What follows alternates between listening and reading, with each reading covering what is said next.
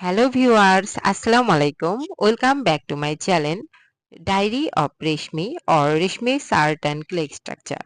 আজকে আমি দেখাবো কিভাবে ক্লে দিয়ে গোলাপ ফুল বানাতে হয়। এর জন্য আমি গোলাপি কালার ক্লে নিয়েছি এবং ক্লেগুলোকে সুন্দর করে প্রথমে বল বল আকৃতি দেওয়ার পর সেগুলোকে একটু হাত দিয়ে গোল মানে আকৃতি দেওয়ার পর সবগুলো গোলগুলো একসাথে করে নিয়েছি। একটা ফুলের আকৃতি দিয়েছি এবং নিচে সবুজ ক্লে দিয়ে গোলাপ ফুলের একটি সুন্দর বোটা বানিয়েছি।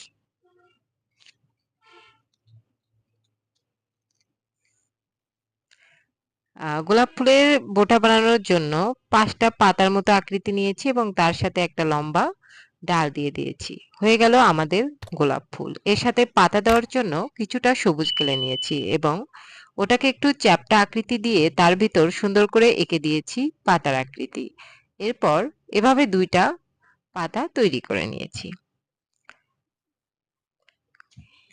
যখন পাতাগুলো তৈরি হয়ে যাবে তখন এগুলো ডালের সাথে সুন্দর করে বসিয়ে দিয়েছি। তো ভিউয়ার্স, এভাবে আপনারাও বাসায় সুন্দরভাবে তৈরি করতে পারেন ক্লে দিয়ে গোলাপ ফুল। এগুলো দেখতে অনেক সুন্দর।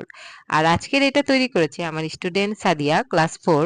সেজন্য ধন্যবাদ সাদিয়াকে। আর ভিউয়ার্স, আপনাদের জন্য আমার চ্যানেলটি ভালো লেগে থাকে তাহলে অবশ্যই লাইক, কমেন্ট, সাবস্ক্রাইব করবেন এবং পাশে থাকা বেল আইকনটি বাজিয়ে দেবেন। ধন্যবাদ।